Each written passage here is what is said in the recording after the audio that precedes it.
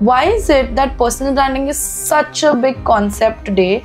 Everybody out there is talking about. Like personal branding is not limited to, you know, your phone screens. Yeah. Personal branding is not okay if you're posting content on LinkedIn and Instagram, you have a personal brand. It's not that. I mean, imagine like there's a letter M and it's yellow color. Okay, it's a McDonald's. Correct. Yeah. So that is branding. These brands have associated themselves with these emotions. With these situations. The troubles and the issues that you've faced as a founder. My biggest challenge this year was hiring.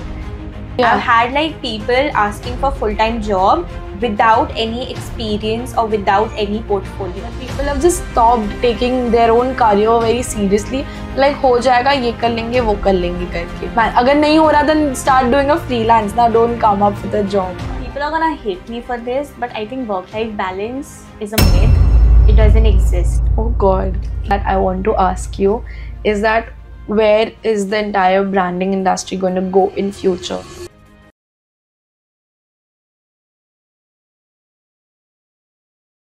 Hello and welcome to another episode of Filterless by Catalyst Crew, a podcast show where we strip away the noise and get real. Today we have with us someone who started her entire journey by merely designing and painting on tissue papers at the age of 17. And today she has her own branding and marketing agency completely based in Mumbai. So let's get real with Devanshi on The Filterless.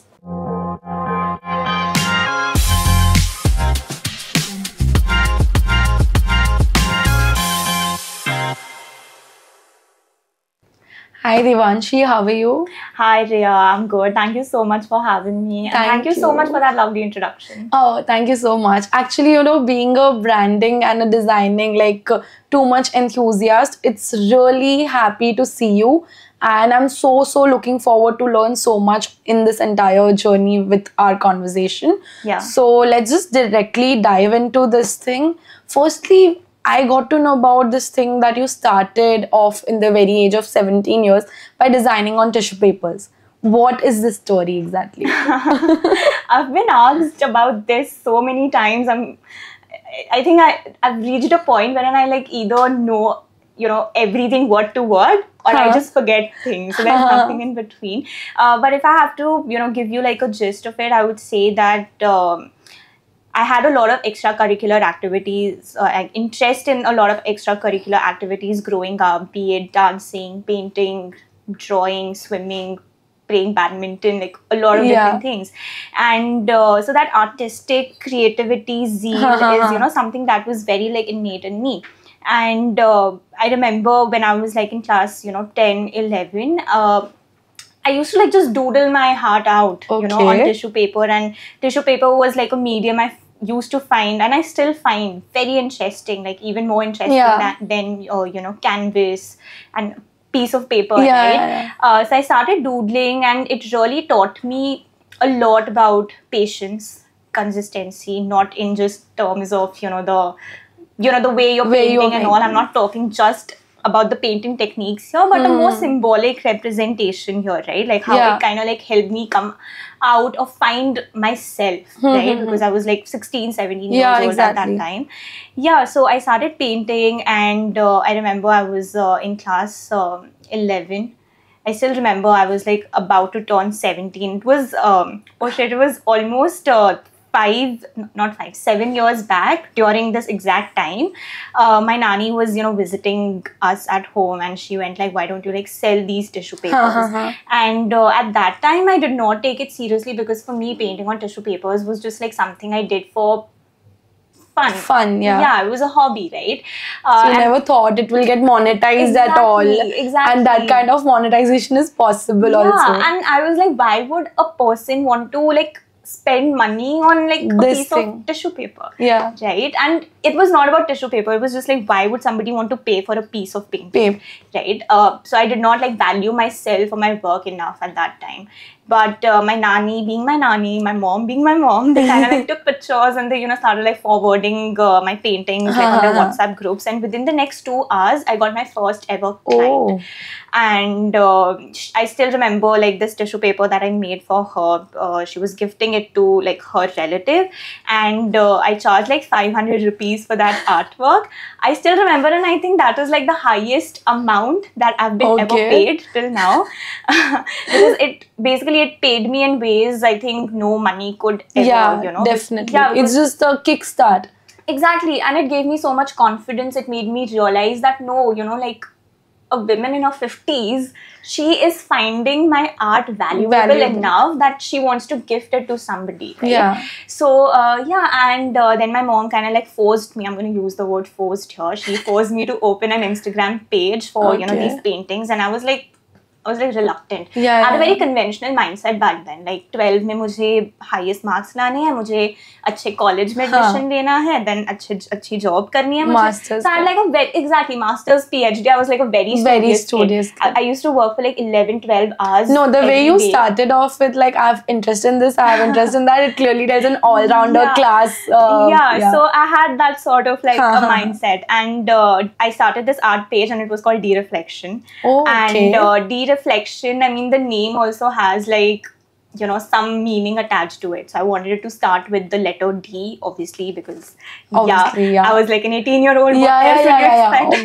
And so D-Reflection, it kind of like resonated really well with, because, you know, whatever art I made, everything that I created, it sort of like reflected my personality, reflected my emotions. So it sat quite well, and you'll see that, you know, reflection has like a Q instead of a C. Yeah, exactly. So that Q again is, you know, it's basically me, because I don't like to fit in, you know, a conventional setting. I never wanted to.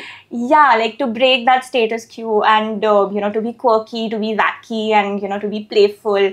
And to be like, to give it a very, very unique and personalized, you know, touch to the whole reflection work. So that's how it started. And for the next 2 years, I was kind of like putting my entire energy on, you know, like academics. And obviously I was painting like on the side. It was just a hobby. It was just like something that I did for pocket money. But eventually, you know, like after my class 12, I was at that, I was like at a crossroad, you know, like what should I do with my life? I don't know anything. Okay, मतलब job करना था, वो मैंने कर लिया. उसके आगे तो मैंने सोचा ही नहीं.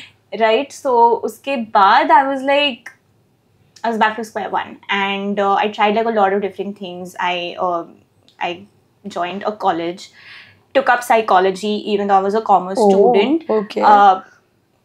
My 18-year-old self needed therapy, but I thought that studying psychology is a better option. But anyway, I took up psychology, didn't know anything about that particular subject, and I dropped out in the next 10 days. And then COVID struck, right? So for like a year, I thought that I'll take a gap year, and I'll eventually explore my interests and all. And then eventually I'll join a college, and then plan is perfect. But COVID happened, life happened. I think there was a trajectory after which sabki life change ho gayi hai. That was COVID. Yeah, absolutely. But I'm kind of like, I'm happy that I got, you know, those months to myself, because I could like really explore you know, a lot of different things. Like during that time, I remember, so this is 2020, 2019, I passed out, 2020.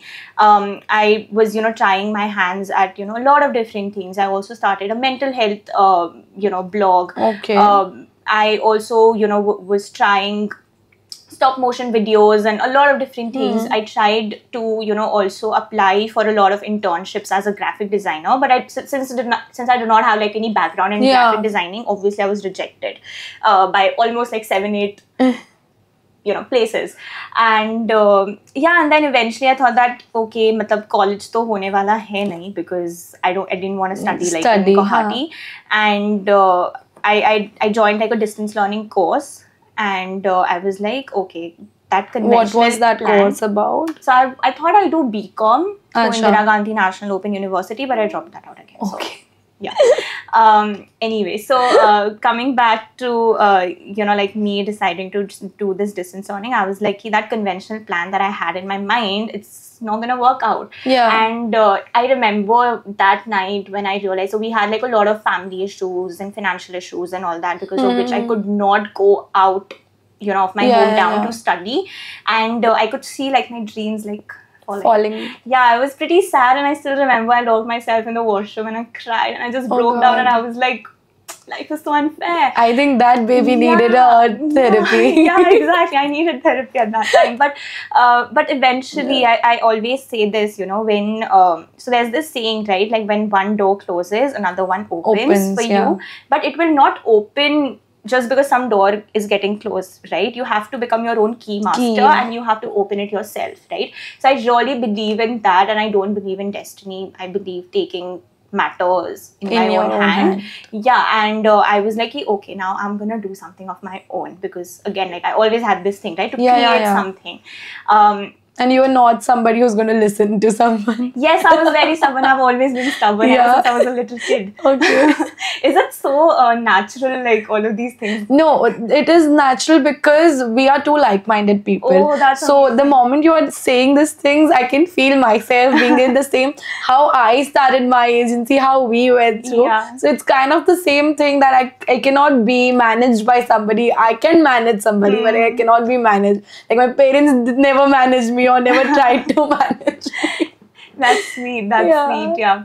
So I mean, I wanted to start my own business. I also started like ideating for a edtech idea, but I just realized that I don't have a lot of resources or a proper mentor, so it might not really work out. And then I saw D-Reflection, that little art page that I had created, like 2 years back, and I was like, okay, let's see what I can do about it. Play. And I saw that during COVID, there was this rise, right, in branding, digital marketing, everything, social media. Like reels were taking off. So I developed like an interest, and it was also like something which really like sat well with me, because it was all about creativity, right? And I decided that I'll give it a shot. But then I officially started like my agency in 2022. 2020, I was still like exploring like a lot of things. I did like a job, left it in 3 days, realized that it was not for me. I cannot be managed by other people. And plus the environment got like really toxic. I told you. I mean, I was fresh out of school. I did not even have any experience. Like I did not even do any internship before. And like, the degrees were also dropped down. So like without any experience or educational background, I'm getting like a full-time job, and I did not sleep, I did not eat those 4-5 days. It was that bad for me. It was a very toxic environment. It was very toxic, and I don't blame that particular agency. I just feel like everyone, kind of switched to work from home model, and it was difficult at that time to kind of like adapt to it, right? So it kind of makes sense, all those phone calls that they were making every 5 minutes, but and especially when you are an intern, you get those calls a lot, because your learning stage is going on and people start expecting that. But I was not an intern, I was a full-time graphic designer. It was a full-time job. So from being a graphic designer to getting into this whole personal branding ka level, and then doing branding for so many brands also. So how did you like went through it? Like kahan se seekha ye sab? Who was your mentor at that time? Did somebody, because you always need a guidance, either by an internet based anybody who is already doing that well, and then you are like seeing that path and going on that same trajectory and trying that meri usse zyada badi ho sake karke. So how did you learn all of that? I'll be very honest. I learned by doing things. I learned things practically, right? I would call myself an accidental graphic designer, because that was never my aim. If you ask me, I still don't know how to use Photoshop and all. Thanks to my team, they do all the designing work. But just giving you an idea that officially, obviously, like initially when I was starting, obviously, like, I was working solo, right? So I had to like figure out like a lot of things, like, how to design a logo, how to kind of, like what are the things that needs to be kept in mind, what does it include. The moment I understood what is the importance, like what the importance of a logo design is and how it really like impacts, right, is the moment I understood that, okay, I am doing something which is actually like not just, you know, designing like a few things and adding colors and like font to it. It's not that. You're not just putting colors into... Yes, it's bigger than that, right? So the moment I understood that, I started, and again, like I feel that, you know, whatever you're designing, right, when it comes to brand identity, a lot of it has got to do about psychology, understanding, and emotions, right? These are, I think, understanding people, the psychology behind it, and emotions. I think these are like three very, very important things when, you know, it comes to branding, brand identity, designing, logos, colors as well. Absolutely. So like every color also represents an emotion, like we all know when we do branding. So I also, if you ask me, my entire background is graphic designing. Okay. So I know what you are trying to say here. But I want that, what was that one logo which made you impact, like which gave you such a big impact that iske wajah se you started doing this whole thing? Ki you thought that no, this has a very big image out there and people actually consider it very seriously.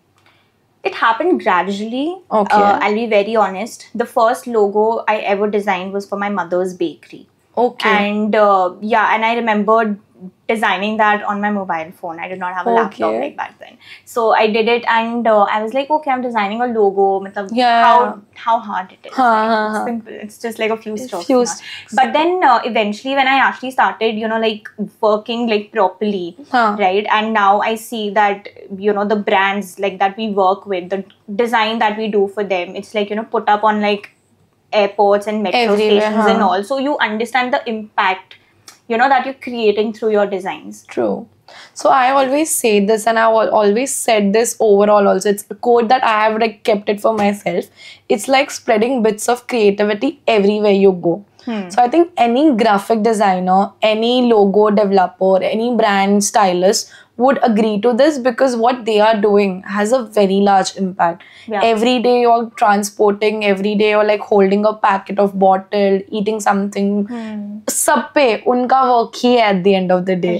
It's not the things that are produced, but the branding that is shown. So packaging dekh ke samajhta hai, okay, this packet looks good. So I think that feels so proud, like as a graphic designer or as a branding stylist, anybody would be feeling so proud कि अच्छा ये मेरा logo था करके. So I think that is the kind of impact people have, and some of like you realize it very later, or I would still say that it was still earlier. Some people realize it way later, that they're just drawing, they're just painting, and then they realize, oh, we have such a big thing that God has gifted us, and this is God gifted. Yeah, and you cannot survive without design. True. Right? You cannot. Like, how will you know ki, okay, this is, you know, like you're talking about like cookies and you know, like snacks and all, right? So how would you know that, okay, this is like, you know, a snack, like this packaging has like cookies inside it, or, you know, how much, you know, how much grams, how much like what. All of these things. You cannot like, even the pull, push, the door designs. So have you ever read the book Design for Everyday Things? There's this book, I don't know, I said the title wrong, I guess you might be knowing it better. So there's Design for Everyday Things, and that book by Don Norman, he's a graphic designer, and he has made such a nice book because every page describes day-to-day life activities where design is involved.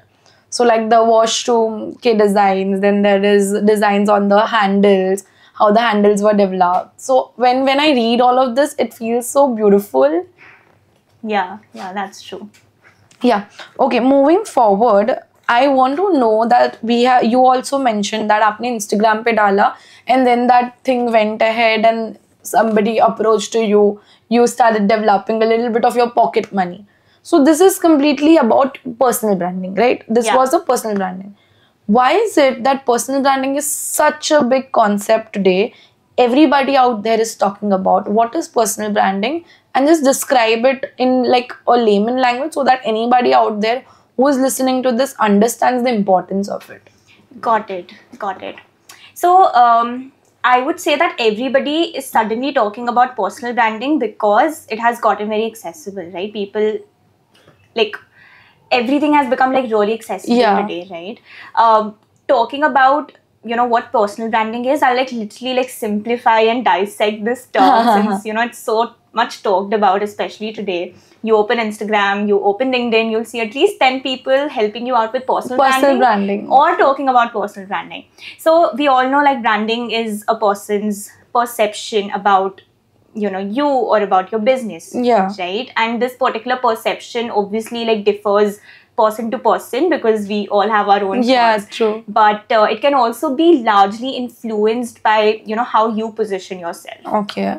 Right. So for example, I would say that like obviously like personal branding is not limited to your phone screens. Yeah. Personal branding is not okay, if you're posting content on LinkedIn and Instagram, you have a personal brand. It's not that. I would say that even my nanny, right, who's not there on social media, she has a personal brand.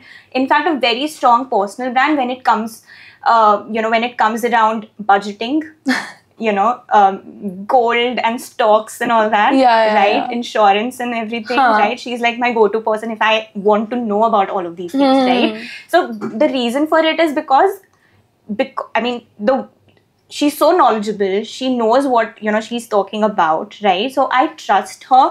I find what she's saying credible enough to trust it and to follow it. Yeah. Right. So like taking my example, right? We interact with so many people on a daily basis, right? True. Like right now we are interacting with each other, right? You might be forming certain perception about me. I'll be forming certain perception about you, right? And like I said, it's influenced, by how you position yourself, and also like a little biasness is there, right? So this is what personal branding is all about, right? You interact with people.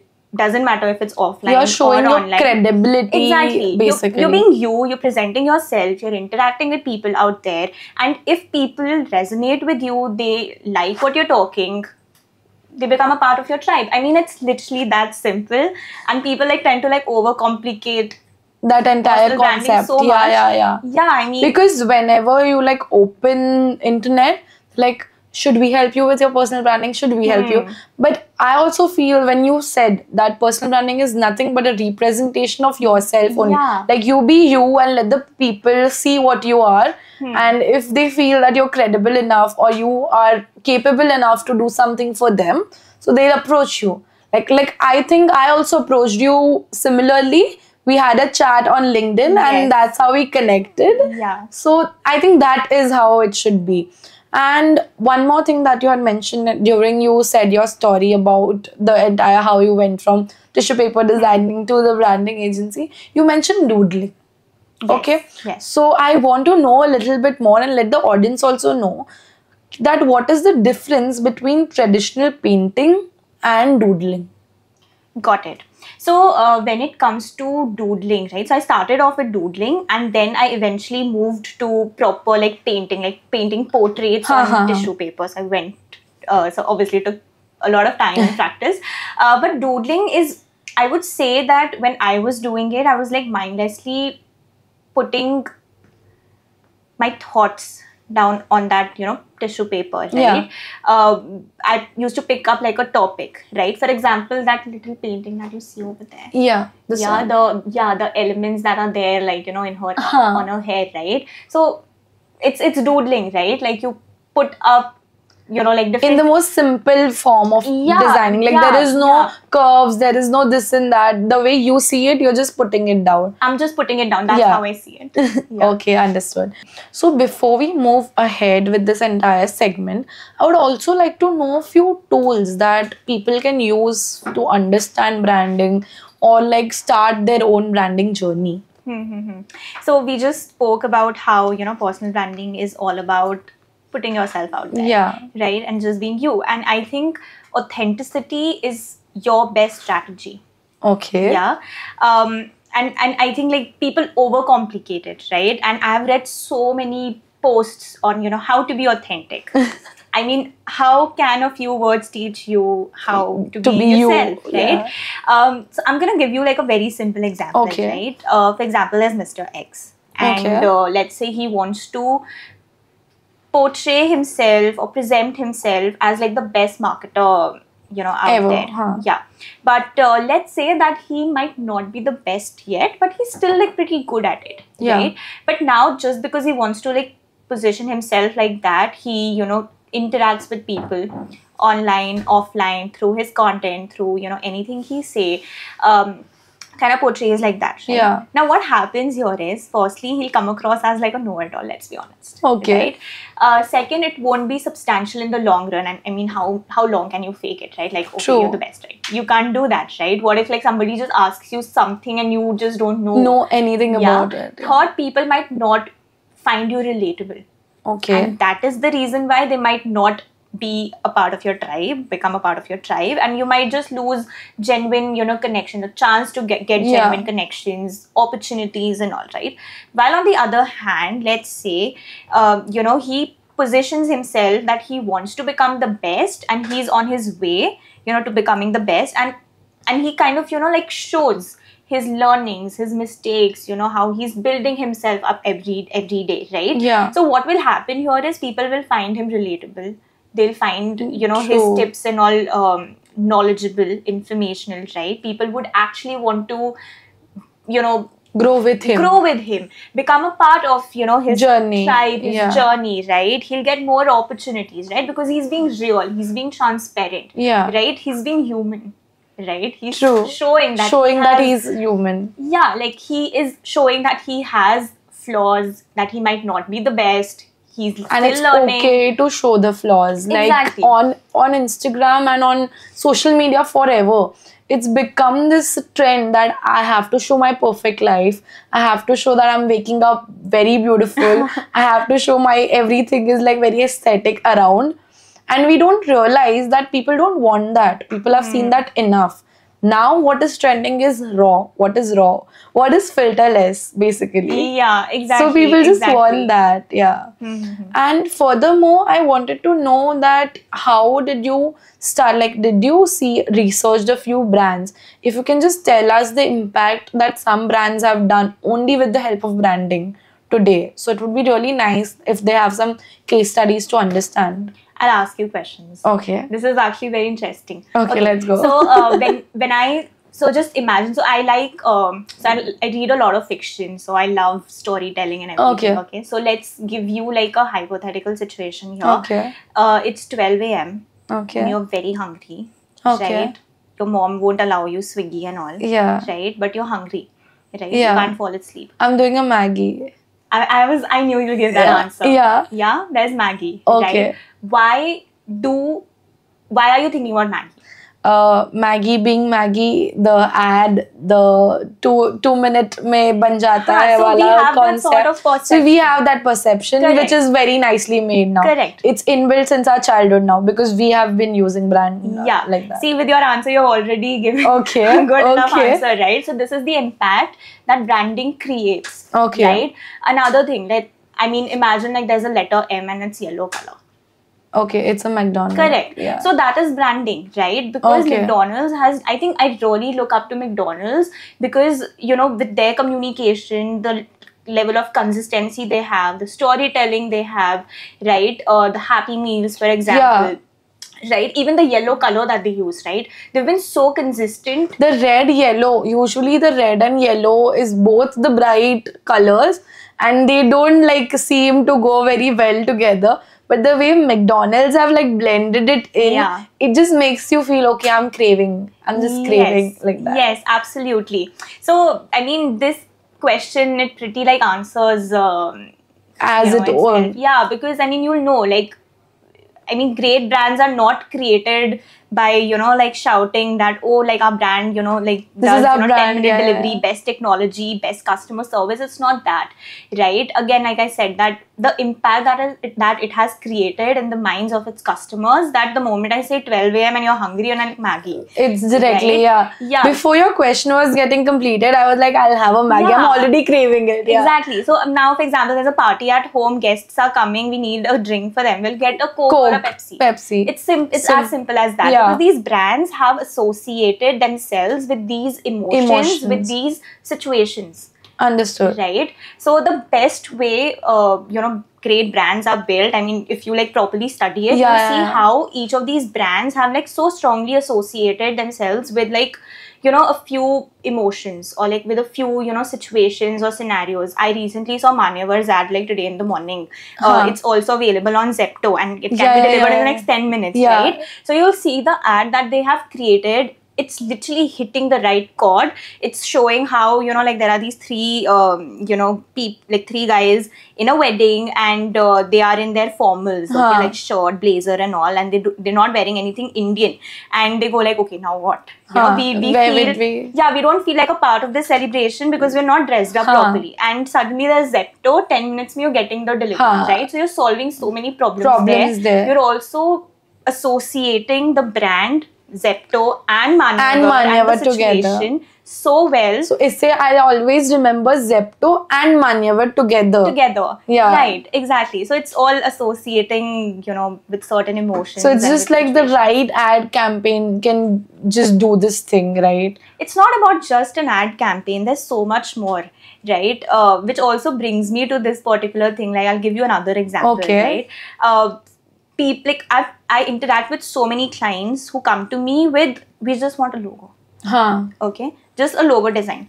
But your logo design is not going to do the work for you. Okay, manlo logo design is your main character, right? True. You need supporting actors, right? There's your communication, the tone of, your copies, the colors, brand imagery, even the emojis that you're using, right? All of these form a part of your brand identity because it reflects what your brand is, how it communicates with its people, right?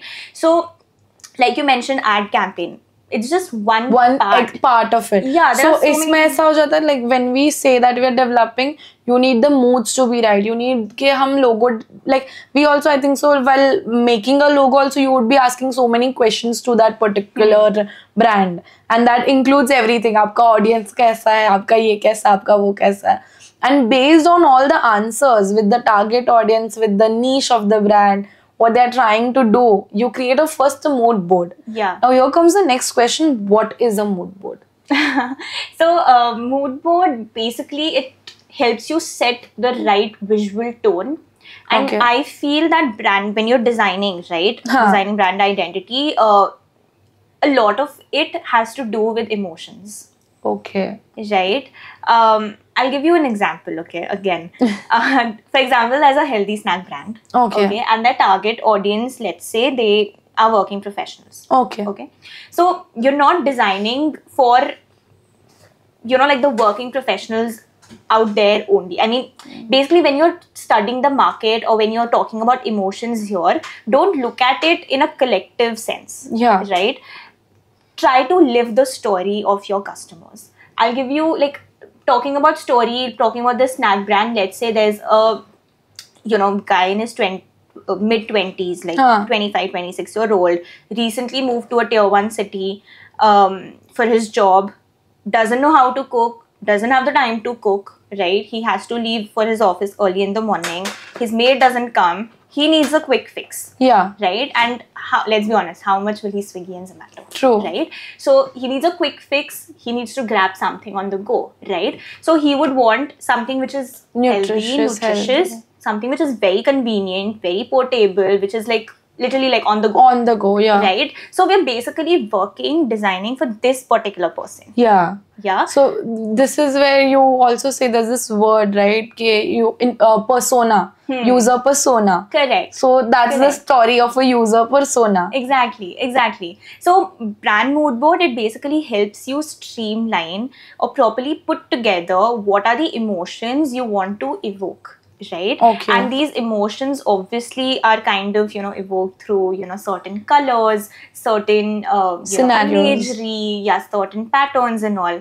So it's basically that. Now, for example, you look at Dior, you look at Chanel, the packaging that they have, it's so minimal. They don't have a lot of things going on. True. Right? It's minimal. It's because it's a luxury brand, right? So the moment you see a Chanel product, their packaging or their logo, you'll get it. You'll get like a certain sense of feeling. Yeah. Yes. While on the other hand, like just compare, your Chanel beauty products with, let's say, minimalist. Okay. Yeah. Understood. Or maybe like brands like Dior. Yeah. Yeah. You'll see that these two brands are like completely different, even though they have like beauty, Similar, skincare products and all, हाँ. right? But still you'll see how they are different in their approach, that these brands are evoking different emotions inside, Yeah. right? So brand mood board, it basically helps us understand what kind of direction we want to, kind of like reflect. And where you have to go, basically. Exactly. And this is often like the first step that we have before any sort of designing. Like even for social media, we have a mood board. Yeah. Okay, since you said that it is the first step, can you just like describe all the steps to build a brand in like an order, so that people out there also knows that, okay, when I am either they are getting an agency or they are doing it for themselves, it becomes very easier. Okay, so firstly, I would talk about how, like, I'm going to talk about like the step-by-step the step-by-step process on how to build a brand identity, because the word brand is often misused and it's such a wide concept, and it depends on people's perception, like I said. Definitely. So obviously, like the first step, I think 50% of your work is done the moment you hit the right chord in understanding, your users. Okay. Yeah.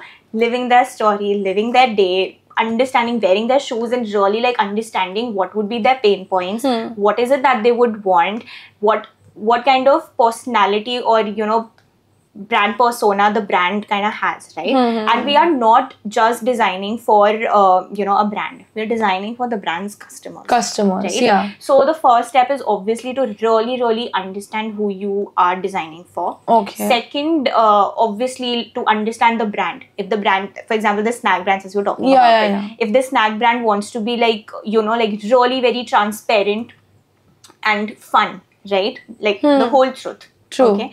Or if it wants to be like very, like serious, and shows that, okay, we are like a no BS brand. Serious in its communication. So understanding the brand personality and what the business, is trying to like kind of like position itself, or basically understanding from a very business point of view. Third, obviously, it's mood board and color palette that we've talked about. Another thing that I would like to touch when it comes to color palette is how I'm sure like you're into designing, right? You have an agency, so you know, like I'm talking about these color psychology and color wheel that we have, right? I kind of have a different opinion about it, because I mean, for example, let's take blue color, right? Blue color has like a universal meaning that trust, right? Yellow is associated with hunger, right? So you'll see that a lot of banks, lot of finance brands, they use blue color. Right? But imagine if all these finance and bank, like these finance brands, they have blue color as their main primary color, right? Yeah. It will be no branding. These brands will fail to have a unique positioning. Number one, it will get too cluttered. There won't be any differentiation factor left, and people will get confused. Exactly. Right? Yeah. I had a client who, she basically has a finance brand, and while we were working on her branding, she goes like, we want only blue color only because blue is trust, and a lot of finance brand are already using it. Blue, right? And my counter to her was, do you want to be like all the brands? Yeah, I mean, they're already doing it, but why would you want to, launch something with obviously color doesn't matter in a great scheme of things, right? It's a color, right? Obviously it's important, but it's I mean, you can't like base your entire profit on like the choice of color alone, right? But so for example, yellow, it's associated with hunger, but IKEA uses yellow, right? So my point is that obviously get influenced by color psychology, but do not get dependent on it, because uniqueness chala jayega. Exactly. So don't be dependent on color psychology. Okay. So after color psychology, the next step would be? The next step is ideating logo designs. Obviously, my team does like a lot of different sketches, and we try to come up with very, very symbolic, representation of conveying the USP of the brand, or, what it kind of stands for. Okay. So that is I think the final stage is that when it comes to... And again, there are like 4 to 5 types of logos, right? Yeah. So can you just briefly describe those types also? So we have your word mark. So obviously we have like, I mean, good example would be again Dior and Chanel. Okay. I'm saying it. then I would say that there's a logo mark that is designed, that is an icon based logo. Okay. For example, Starbucks has it. Yeah. Right. So these are like a few logos that Stick in your mind. stick in your mind. Exactly. True. And I think the more the simple the logo is, the better it is, because it's instantly recognizable. Remembered, yeah. For example, Starbucks logo can be easily recognized. Yeah. If I like, the moment I say Starbucks logo, I'm sure that you will have like an image forming Image of in your the mind. that lady, the Starbucks lady. Exactly. But if I ask you how many lines are there like in her hand, you'll not be able to see it, right? Because it's very intricate and people just scan through the logo. They don't see how it is made. And Starbucks did it because it's Starbucks. It's been like, obviously it's been like years now. It's been like years. So keep it simple, keep it minimal. I also heard this one thing that your logo should be that simple that anybody can make it, like draw it after that. So that is the main reason McDonald's only have an M. You can easily make that thing. So recollection value और बढ़ जाती है करके. I read it somewhere, but I think that was very nicely put down, because there are so many brands you see that अभी इतना minimalistic हो गया that they are only using typefaces. Like that also. Absolutely. Yeah. Okay. I also have this question that give me two examples. Okay. One, current trend में, which is the best brand and who is doing the best branding, or like some brand you would like to work with. Manifest it here. I actually like it that you used manifestation.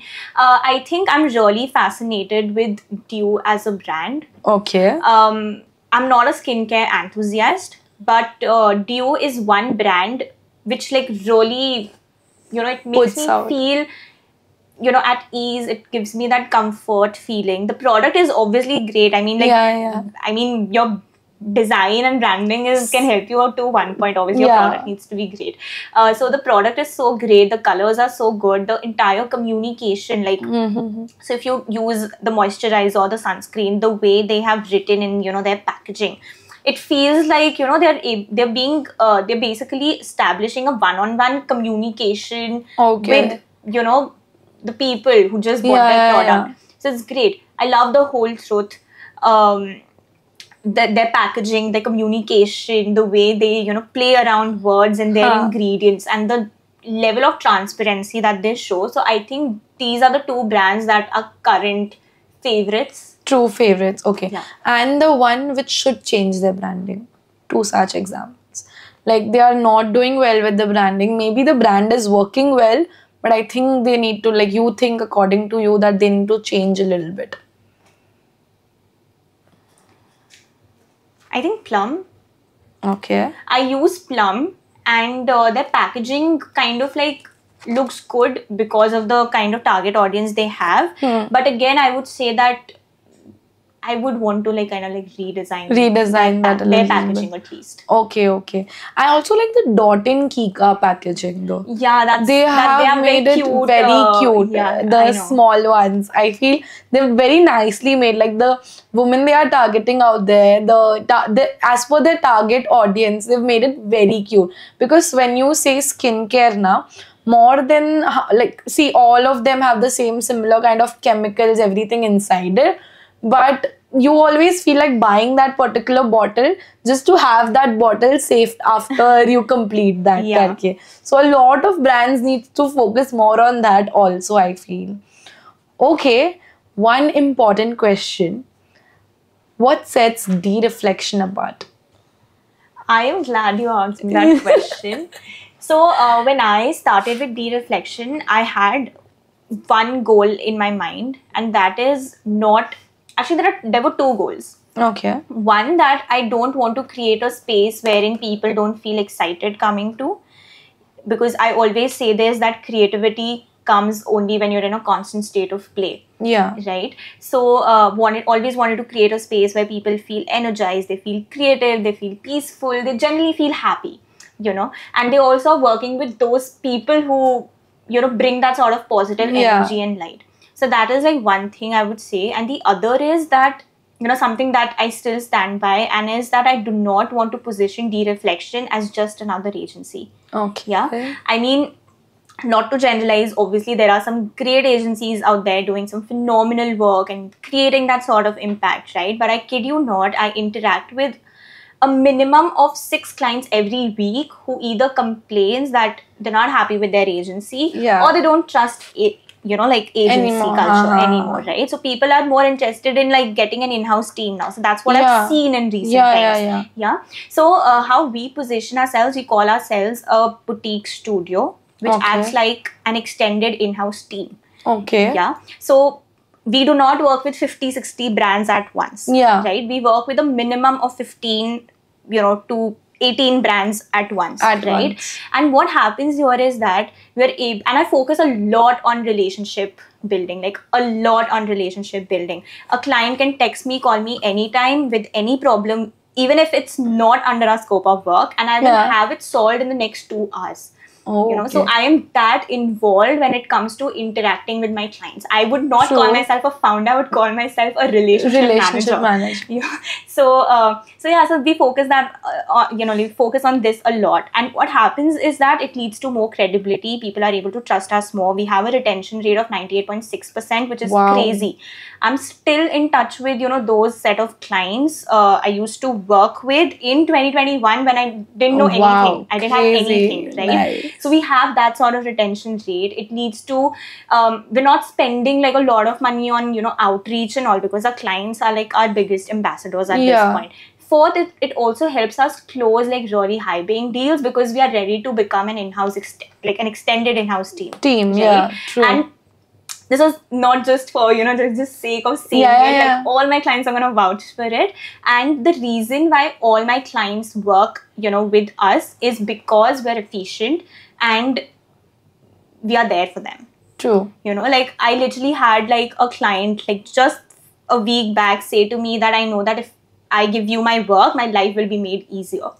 So That's the that best comment a client can exactly. give. So this is exactly the kind of thing that I focus on. I don't want to be the next shebang, right? I want to build an extended in-house team, a very boutique-like setting.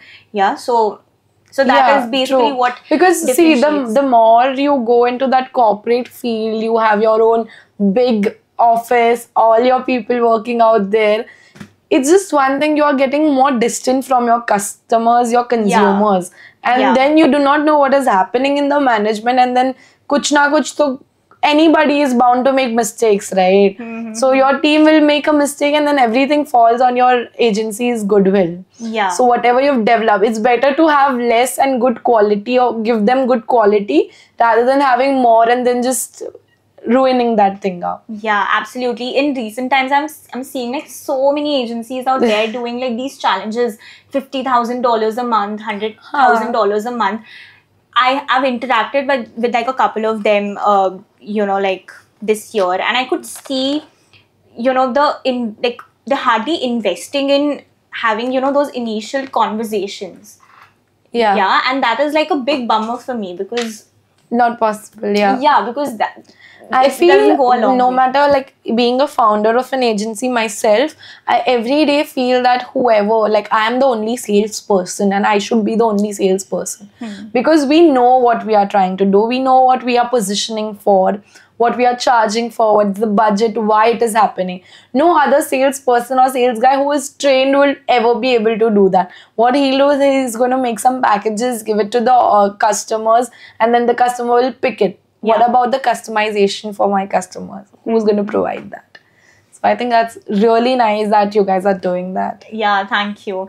And I also say this, that if a market gets too cluttered, there's no such thing as competition. Competition too. Okay, since we are already talking about the reflection, I would like to know that what was your entire journey as a founder been like, and the troubles and the issues that you have faced as a founder. Right. So, talking about my journey, I don't think I had like a proper mentor, right? I did not have like a proper person to look up to.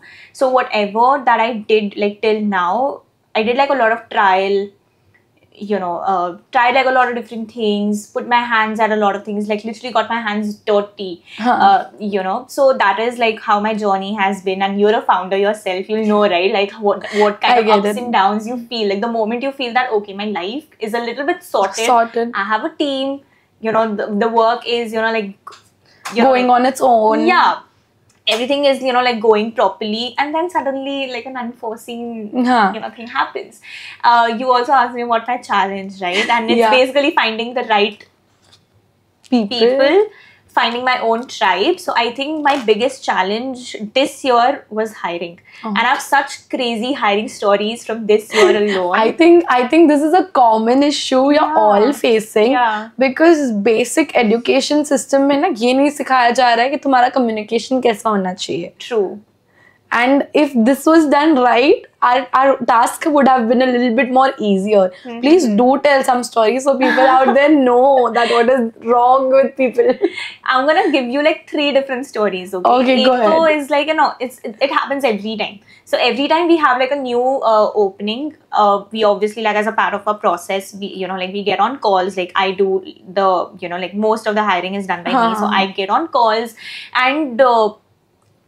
Communication, like you mentioned, right? Basic respect, touching, the things that are actually important, making the other person, like I'm a potential employer, right, for them. So making me real, making me understand or conveying through their words that, okay, they're going to make my life easy, right? I've had like people asking for full-time job without any experience or without any portfolio. Oh God. So I've had encounters with such people. I've had encounters with people who have wasted, like our resources and our time. Talking about these crazy stories, I'm going to give you like 2 such crazy stories. So one, so we hired a graphic designer who was plagiarizing.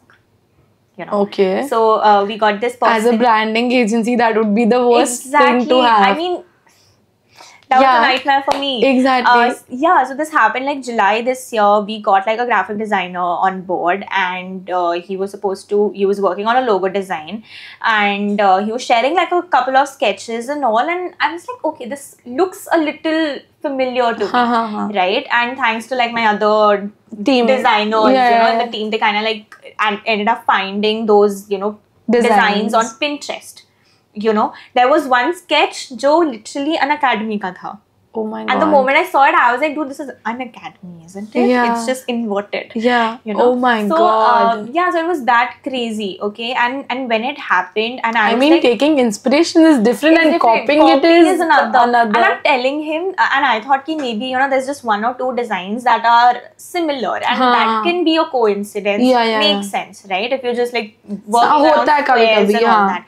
So ho jata, it's fine. But it's happening again and again and again and again. And it's happening even after I pointed it out and I mentioned it clearly that we know what you're doing, dude. Stop it. Stop it. But still he kept going, and then obviously like I had to fire him. But I mean, fortunately, we did not send, his designs to the client because we were like still in the ideation phase. So that's a good thing. So this was one such story, and I never came across such a person like that before. I mean, who plagiarizes?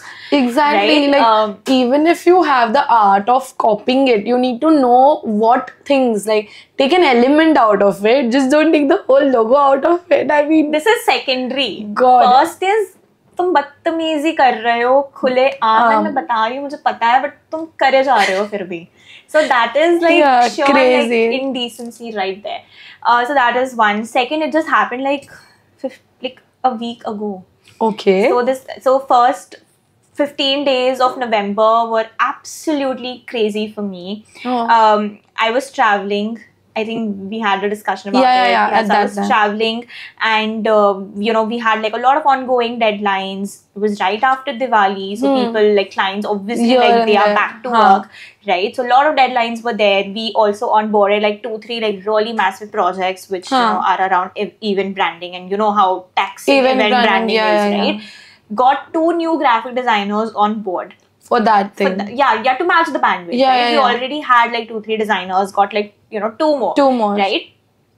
what happened next was something I did not see coming, because I was traveling.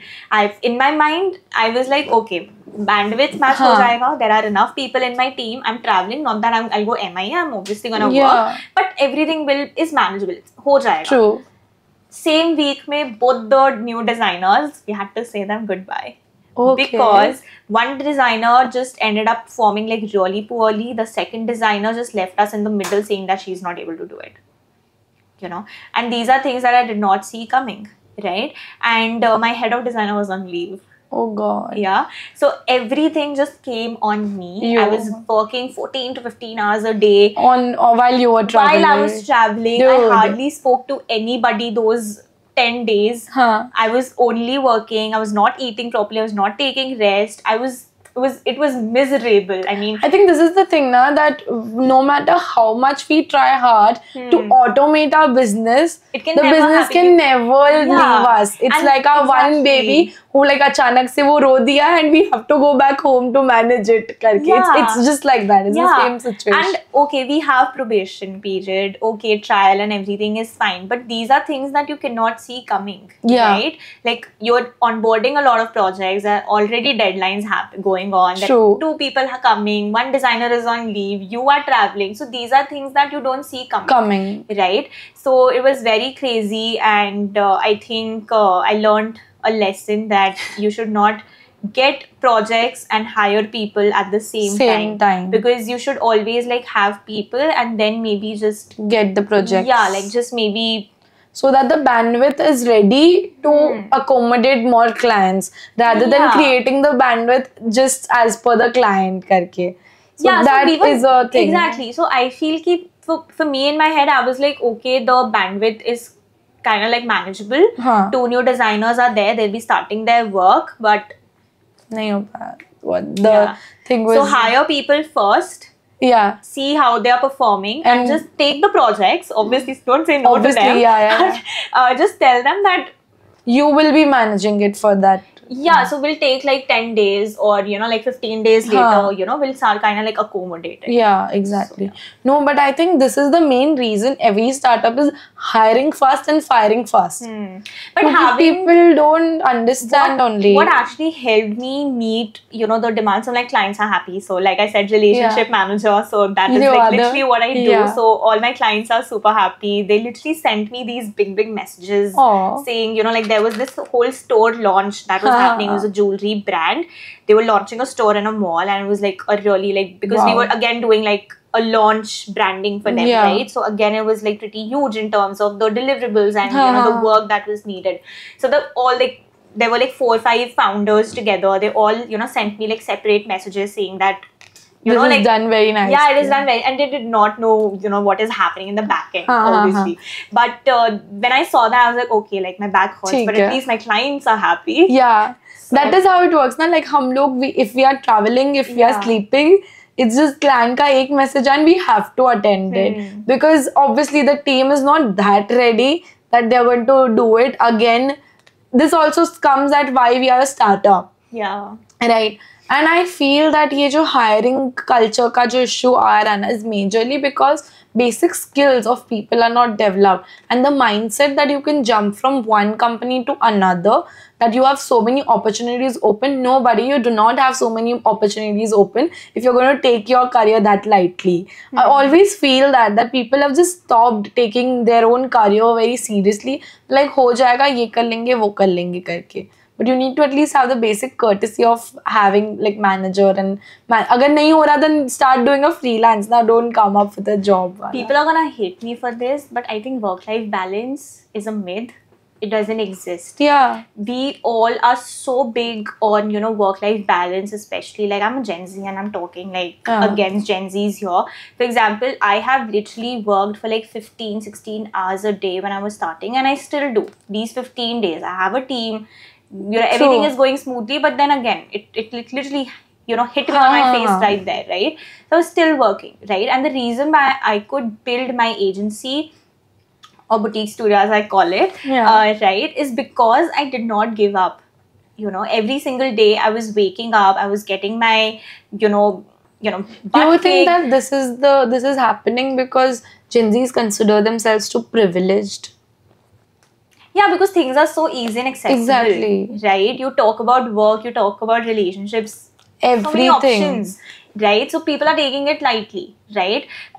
De-reflection, you asked me this question, how was I able to like scale my agency, right? Like from painting tissue paper to this. I did not have a plan B. You know, I did not have a safety net. I did not have a financial backup. I was a 21-year-old, dropped out of college, who had to make sure that the kitchen in our house is running. True. Right? And I had like my sister and my mother. Right?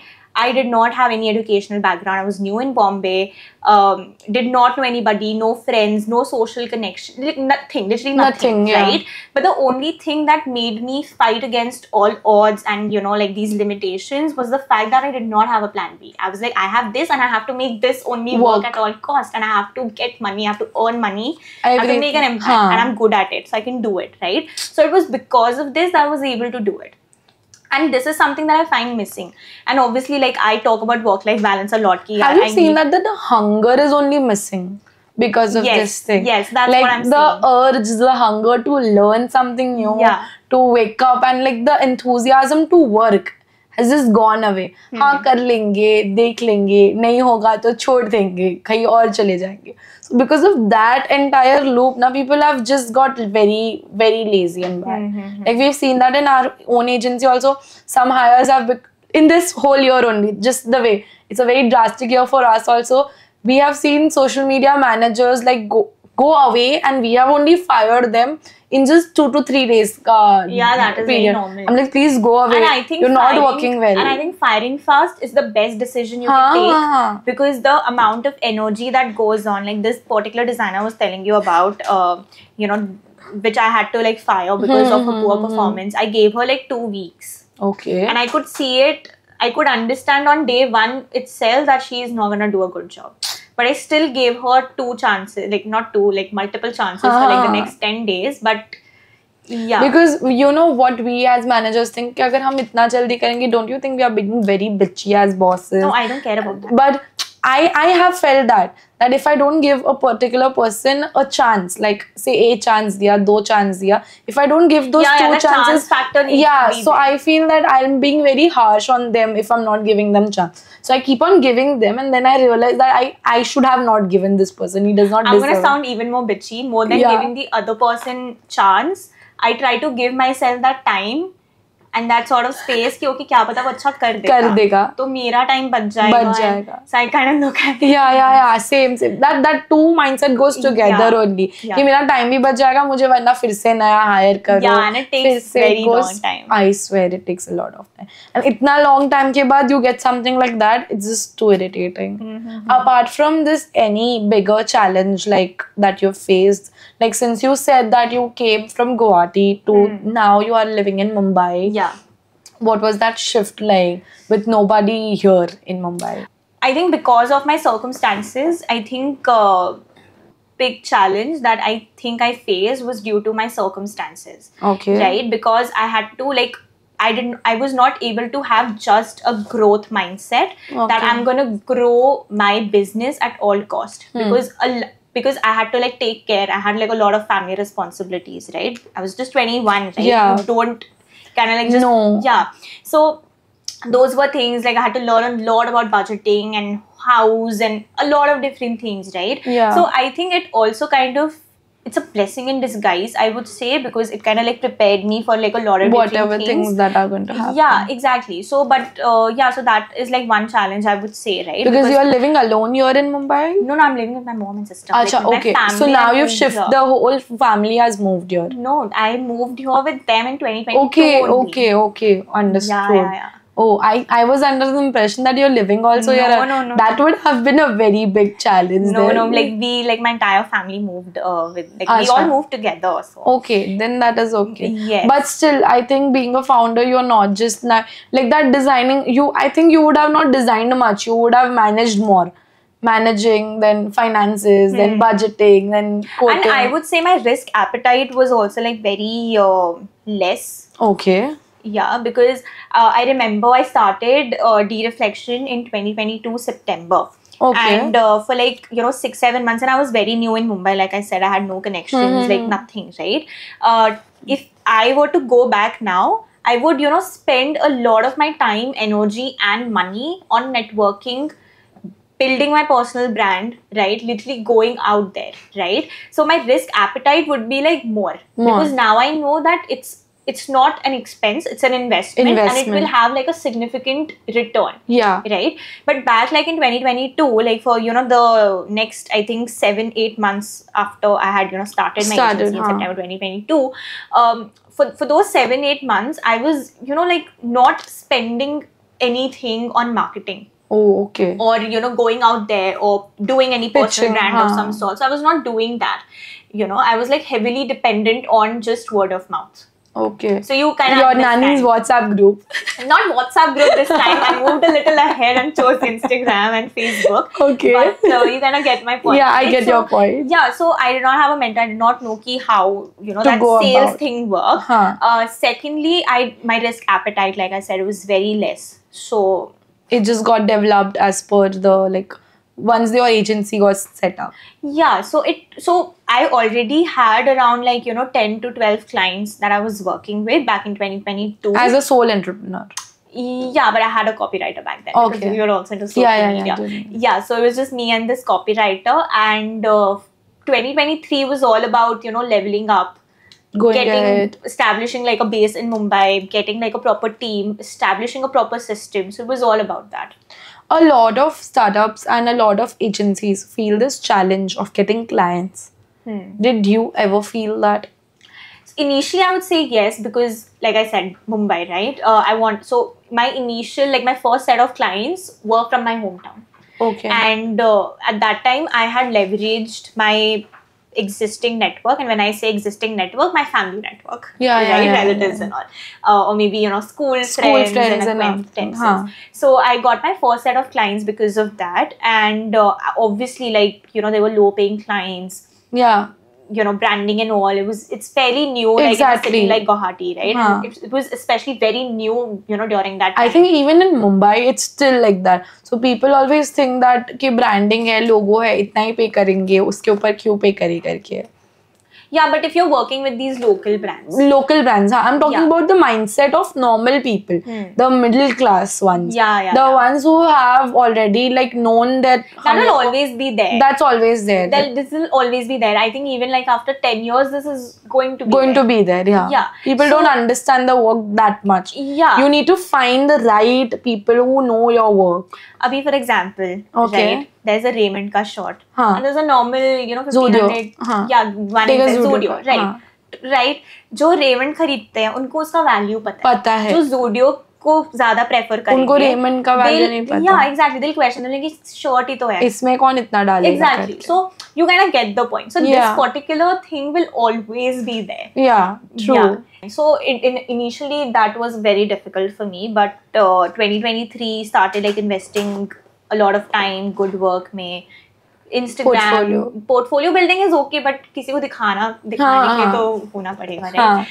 But I started running these ads on Instagram and Facebook, which I don't kind of preach for anymore, but last year it kind of worked, and I got my first few clients in Mumbai, and then again since we focus a lot on client relationship manager, it's pretty easy, and obviously joining networking groups and establishing connections in Mumbai. So now it has happened that 2 years back I did not know a single person, and now every time I go to an event, you don't know somebody. Yeah, there's somebody it's a familiar face, and we interact, and I'm like, okay, I mean, that's what happens. Which is a good thing. Which is a good thing. Which is a very good thing. You go to an event in BKC and you know that you will find, at least 3 people who know you. You know them. I think that's the best. Yeah. I think network marketing is very underrated, but it is a best way of marketing because it builds trust.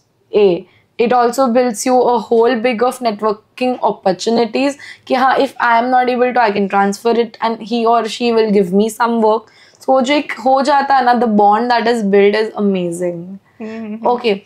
Lastly, before we move on to the end section of this, I want to know that today, you mentioned your plagiarism wala concept and everything.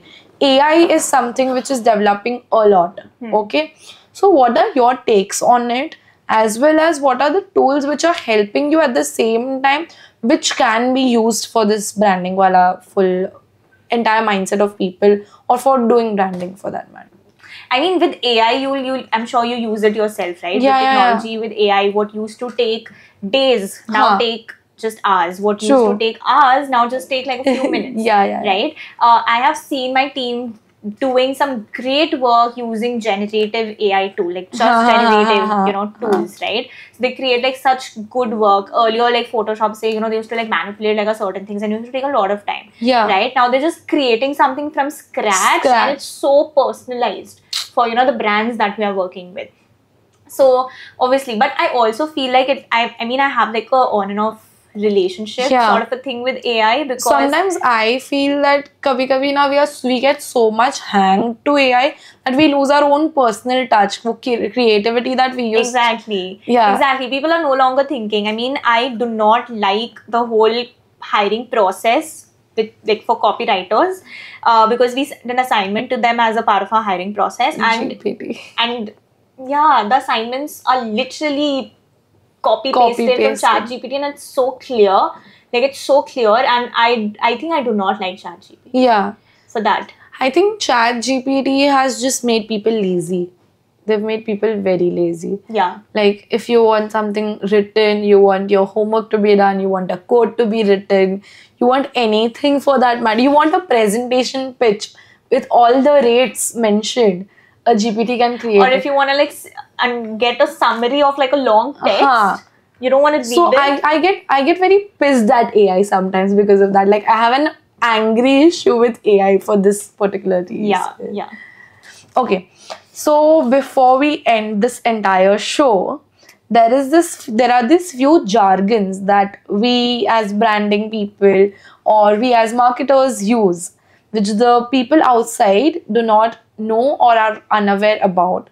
So why not we discuss them and put it out for our audiences, so that it becomes easier for them the next time somebody is approaching them with these jargons. Yeah, sure. Okay. So one of it is negative space. Have you seen FedEx logo? Okay. So you'll see that there's a small arrow. Okay. Between Fed and X. Okay. So I think FedEx is one of my favorite logos out there, because it has used negative space in such a creative way, which also explains, which basically explains what their brand does. Yeah. Yeah. So you just have a look at, how they have very cleverly used negative space in the shape of an arrow between Fed and X. Yes. Okay. Next goes typography. Typography is, so basically in layman's language, it's your font. The the font. Yeah. The fonts that you use. Right, in layman. But typography, I mean, obviously, like the letters you see, it's not font, it's typography, right? Typography is more like it's because when you're referring to like a font, you're just referring to like one part, like one type of lettering, or like how should I explain that particular part? So basically it would be, I put it a little bit more easier. Typography would be your fonts, but how many like types of it, which particular font can be used where, the families, exactly. The styling of it. Okay. Third is, we've discussed this a lot, your brand style, how the brand style looks like, how the brand style is. So what is a brand style guide? So brand style guide, I would say it's your Bible. It's your brand's Bible. Okay, that's a very heavy thing. Why so? Because you'll see that, I mean, I've come across I've done like so many branding, like brand identity for clients, wherein we think that, okay, this is the kind of personality that we want to reflect, this is the kind of emotion that we want to have. Imagine we are designing for a luxury brand using like really elegant fonts which like are really minimal, very sleek, very fine, right? But once the branding exercise is done, you go and you do your social media and other things, right? Your website, social media and all of the other things, and let's say some other person comes on board helping you out with it, and they're doing completely different. They're not sticking to, the initial identity that we created. Okay. So it gets lost, right? Yeah. So your brand style guide basically has everything compiled right from, you know, the colors that needs to be used, how the logo needs to be placed, what the sizing should be, what kind of emojis need to go. If you're doing, let's say, a brand photo shoot, what are the kind of things that you need to keep in mind? So basically the style guidebook is going to make sure that everything is consistent across platforms, across collaterals, across all communication. So that the mood of your brand goes one, Yeah, like you're exactly. not unique everywhere. Exactly. I have seen brands, you know, literally like die in terms of their identity design right in front of my eyes because they're not sticking to what, you know, we had done for them. Okay. So like they hire you just for making the logo and everything, and then they just Yes. forget कि social media पे भी वो चीज apply होनी चाहिए. correct. The correct. basic, like when and you're your making logo is not going to go a long way if, like I said, logo is a main character, but you're supporting actors. So it's basically if you have put your logo में a typography and you are using different typography, then the logo will be lost somewhere because they'll not resonate with everything. Like every time you recollect it, so you know, अच्छा ये वाला logo इधर था करके, तो ये इस brand का logo है करके, like that. Yeah. Okay. Next thing is mock-up. Mock-up is basically, so when you're designing, let's say you're designing a business card, right? Now clients are not designers. They'll not understand कि ये कैसा लगेगा, you know, once it's printed, right? So we basically use mock-up to give them an actual representation of how their design is going to look like, you know, when it's printed. Acha. So yeah, so you basically like take like, you know, a picture of business card online, you put your design there using Photoshop. So it basically, it's just that. What is last question of this entire show that I want to ask you is that where is the entire branding industry going to go in future, and your future advices to yourself and the future entrepreneurs? So I would say that you take Nike, you take Puma, you take McDonald's, you take Starbucks. These are like brands that are like Legacy brands. these are legacy brands, right? And branding is something that will never go, you know, out of question, right? Businesses are coming every day, right? People want to stand out, right? There's so much competition out there, right? Take skincare, take clothing brands, so much competition, right? So you need brand, right? You mentioned legacy brands. Yeah. Okay. I'm sure there were other coffee brands along with Starbucks that came up during the same time, right? And then they just faded away. The reason why Starbucks stayed, the reason why Nike stayed still relevant is because of branding. Yeah. Right? So one last thing that I wanted to ask you is that what are your advices to yourself in the next 5 years, as well as the entrepreneurs who are going to come in the future? Okay. So talking about my personal advice, and that also I think applies for, you know, other, you know, people, right? Irrespective they are, you know, they want to start their business or not. So firstly is, you know, we obviously, like, you know, I have big dreams, big goals, have been ambitious since I was a kid, right? But in the midst of that, you know, while I'm hustling towards my goal, I've realized that I've stopped doing things that, you know, I used to enjoy. For example, dancing, painting. I haven't painted since 2 years. Oh God. You know, because I feel so exhausted. I'm like, I just don't feel like, you know, painting anymore. Yeah. Right? And I kind of regret it. I feel guilty for not painting, and I'm like, actually, this is not done. Yeah. Right? I've been dancing since I was 2 years old. Okay. I'm a professional dancer. Okay. But I've stopped dancing again, right? It's been 2 years again because hustling. Yeah. So not to lose touch with, you know, who you are as a person, because your work is not your entire life. Your work is not your entire personality. Yeah. So it's very important to have that, you know, fine line. And like I said, obviously, like, there's no such thing as work-life balance. For example, this month, right? 15 days, you know, like the first 15 days, I was like working, like literally working, and I was not even like eating properly. Yeah. And now, you know, this particular week is a little bit chill for me, right? So work-life balance is like, it's not linear. You know, so on some days you'll be working a lot, and on some days you might be working a little, chilling a little. So that's how you should approach work-life balance. So that is number one. Second, I would say that what else I'm gonna say? It's a very business-centric thing for, you know, like other, you know, people looking out, you know, to kind of become entrepreneurs. It's to focus on relationship a lot. Okay. Because without it, you'll not be in the game for a very long time, right? Like even if you're talking, let's say, to a vendor, or you're talking to, let's say, a client, a person in your team, right? Like just make sure that you're focusing on relationship. Even let's say you're networking, just make sure that it is not transactional, right? Okay. When you're just going out and being yourself and meeting people, talking, that's literally all. Yeah. Right? So I think these are the two advices that I would give. Third, I would say don't give up too easily. Okay. Like this is obviously like too generic. And fourth would be feel uncomfortable more often. Yeah.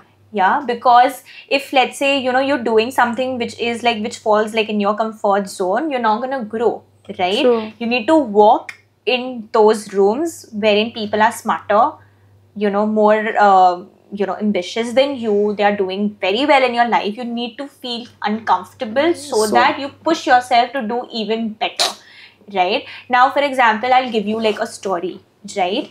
This is back in 2020, and I was kind of like looking forward to get like a few more, like I was trying to get my career like sorted. I was trying to like kind of start my career. Okay. I would say, right? So I was like really looking for leads. Okay.